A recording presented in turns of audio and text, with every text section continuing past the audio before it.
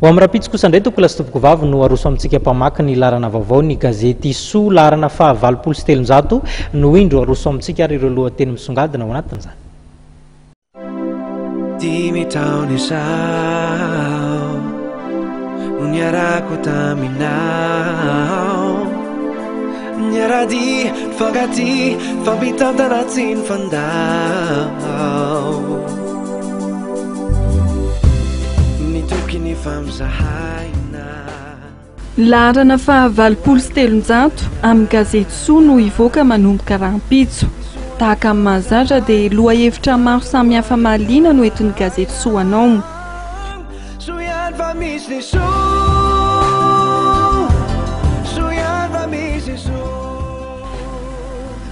Eo amin'ny lamaody ny palitao lava, izany indray izao no tena malaza amin'izao fotoana izao.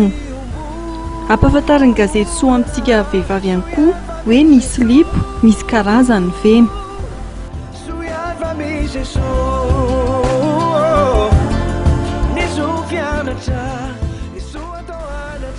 Eo amin'ny resaka fandrosan-kafo sy fahasalamana, ny fandrahoana amin'ny rano, izany ihany koa izao no tena fanao amin'izao fotoana izao. Ary ampahafantarin'ny gazety Soa amintsika ireo fahazaran-dratsy mampatavy ny olona.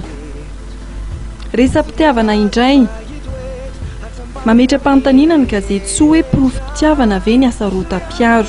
Vakoa ny gazety Soa dia ho fantatrao ny mahakasika an'izany.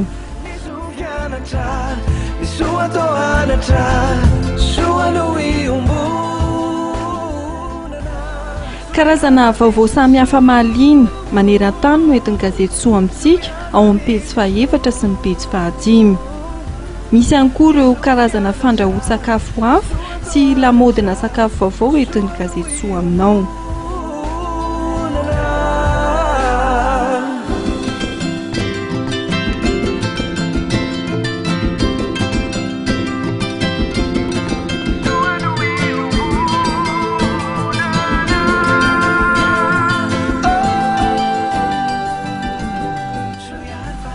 Aza donona raha manomboka rahampitso eny mpivarotra mahazatra anao ny gazety Soa larana fahavalopolo sy telonjato.